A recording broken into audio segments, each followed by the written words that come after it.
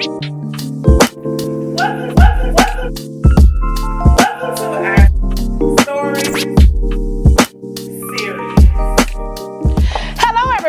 welcome to our Bible Story Series. I'm Minister Martina, the Life Stage Pastor for our SMB student ministry at the St. Paul's Baptist Church, where children, students, and families are our first priority. We received such powerful and positive feedback about this series that we will continue to revisit it from time to time. Today's story is called The Exodus, from Exodus chapters 3 through 14. The Exodus. The Israelites complained because they were forced to be slaves. They cried out to the Lord for help. Our God heard their cries. He did not forget the promise he had made to Abraham, Isaac, and Jacob about the Israelite people. The Lord decided to send Moses to free his people from Egypt. And the Lord appeared to Moses in a burning bush. God said to Moses, I have seen the troubles my people have suffered in Egypt, and I've heard their cries when the Egyptian slaves' masters hurt them. I'm concerned about them and their pain. I have come down to save them from the Egyptians. I will bring them out of that land. I will lead them to a good land with lots of room. This is a land where much food grows. So now I'm sending you to the king of Egypt. Go, bring my people, the Israelites, out of Egypt. But Moses said to God, I am not a great man.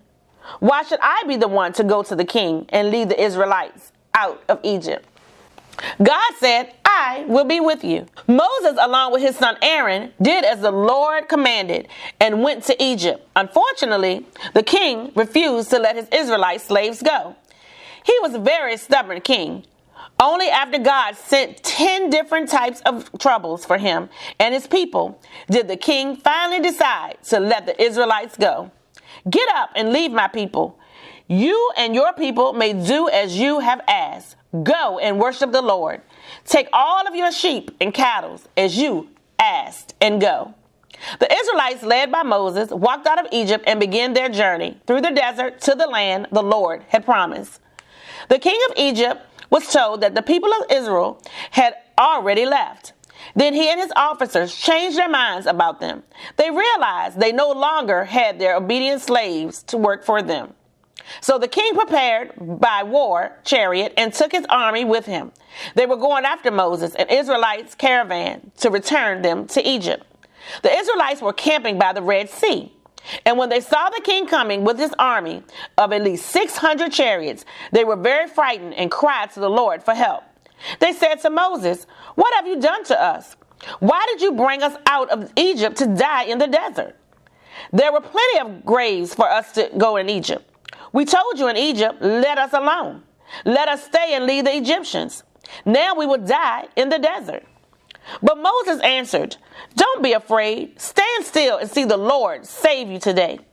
You will never see these Egyptians again after today. You will only need to remain calm, and the Lord will fight for you. Then the Lord said to Moses, why are you crying out to me? Command the people of Israel to start moving. Raise your walking stick and hold it over the sea. The sea will split. Then the people can cross the sea on dry land. I have made the Egyptians stubborn so they will chase the Israelites. But I will be honored when I defeat the king and all of his chariot drivers. A large crowd moved between the Egyptians and the Israelites. The clouds gave light for the Israelites and darkness for the Egyptians. Moses held his hand over the sea. All that night the Lord drove back the sea with a strong east wind, and so he made the sea become dry ground. The water was split, and the Israelites went through the sea on dry land.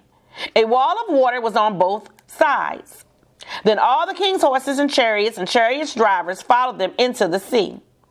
When all the Israelites made it to the other side, the Lord instructed Moses to again stretch his arms across the sea. The walls of water came down and covered the Egyptians. Not one soldier remained alive.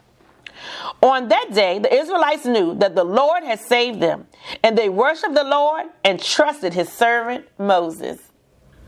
What's the tea, SMB? I'm so excited that our SMB student ministry started in-person Sunday school. I cannot wait until you see our upgraded spaces that we created just for you. We are truly being creative in these challenging times, and all we need is you. Sons and Daughters of the King Middle School Mentoring and Kasur and Lions of Judah High School Mentoring started at our North Campus location. Our mentoring groups meet every first, second, and third Tuesday in different rooms. We are having courageous conversations using biblical principles to assist our students through these challenging times. If you would like to be a mentor or be a part of our mentoring group, we would love to have you. Pull up from 6:30 to 8 p.m. on our North Campus at 4247 Creighton Road in our SMB Educational Wing. If you have a love to dance, come join Greater Grace, where you will learn different techniques of dance in a ministry that will grow you and your gifts. We meet on Wednesdays from 6:30 to 8. Please share our Motivational Monday and our Wisdom Wednesdays with your family and friends, as it is shown on all of our SBBC social media platforms. Follow us on SBBC, SMB, Facebook, and Instagram. And remember to look at our TikTok Thursdays, where you can create a TikTok and post on our page. If you would like to create a TikTok, please email them to smb@mysbbc.org. If you're not connected, go to our website at www.mysbbc.org and join one of our SMB groups. Remember, every member in a group and every group is on a mission. For those of you who were with us last week, you will remember I said God is doing a new thing with us in our Sunday school ministry, and that I prayed for a full class. Well, guess what? This past Sunday, we were full to capacity. There wasn't an empty seat in the house. See what God will do? I hope this message was uplifting, cultivating, and inspiring. My time is up, and I thank you for yours. Please remember, the joy of the Lord is your strength. You're not alone. Never, never, never alone.